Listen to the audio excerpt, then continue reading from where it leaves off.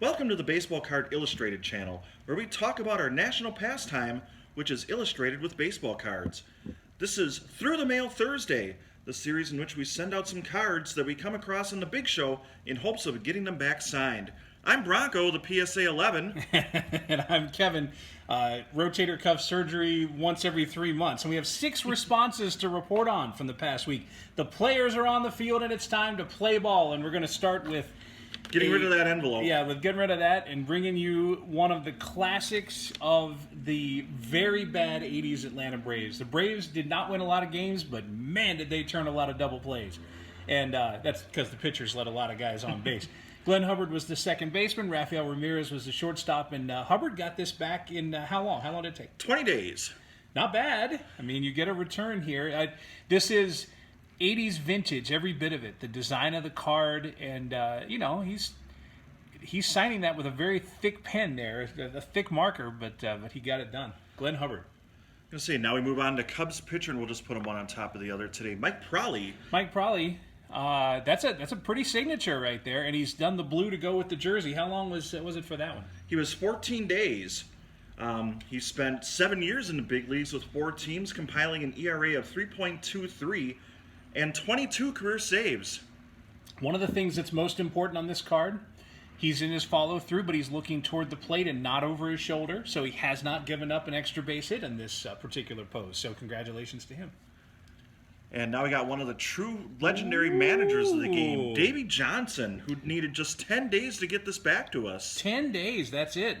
Davey, of course, had 2 careers. He could have been really famous for either of his careers. He was a terrific player. He was a power hitter on those Orioles teams in the early 70s, and then eventually became the manager of, one of the most talented teams you'll ever see, the Mets of this era here. This card is from 1989, but 86, of course, was the year that the Mets were unstoppable with some help from Bill Buckner. I'm going to say, and he had success everywhere he went as a manager, too. It's not just like he did pretty well 1 or 2 years with the Mets. He had success in Baltimore and every other stop along the way. So 3 seasons in Cincinnati, 2 with the Dodgers, and then 3 years and years later with the Washington Nationals. Yeah, really happy to get that one back. That's an exciting one for us.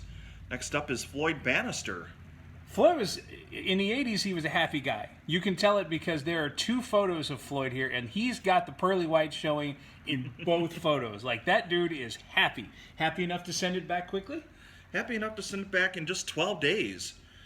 Did you know that he led the American League in strikeouts in 1982 with just 209?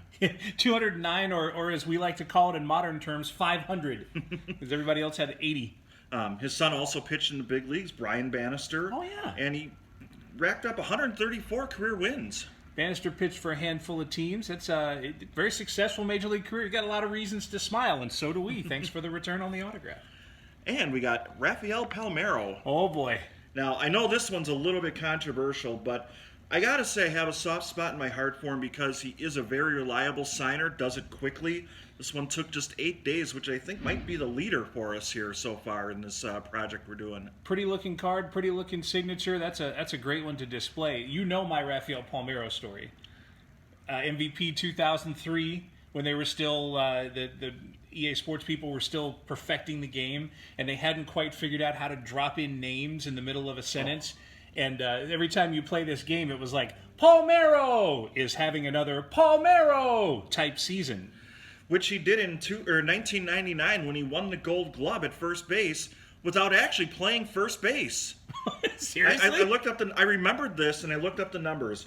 He played 128 games at designated hitter in 1999 and was so proficient with the leather in 28 games that he won a Gold Glove for his work over at first base. That is fascinating. Was no one else any good at first, or were they in a hurry to cast those votes? Well, I'm just going to speculate that he had won the Gold Glove at the position the previous 2 years with Baltimore. He moves over to Texas and, without actually playing the position very often, was still able to win it. I still wonder if it goes back to his college days. You know, he and Will Clark were college teammates at Mississippi State. So maybe they made an agreement. Will's like, I'm going to be the better defensive first baseman, but you'll win a Gold Glove 1 year. We'll just get you one.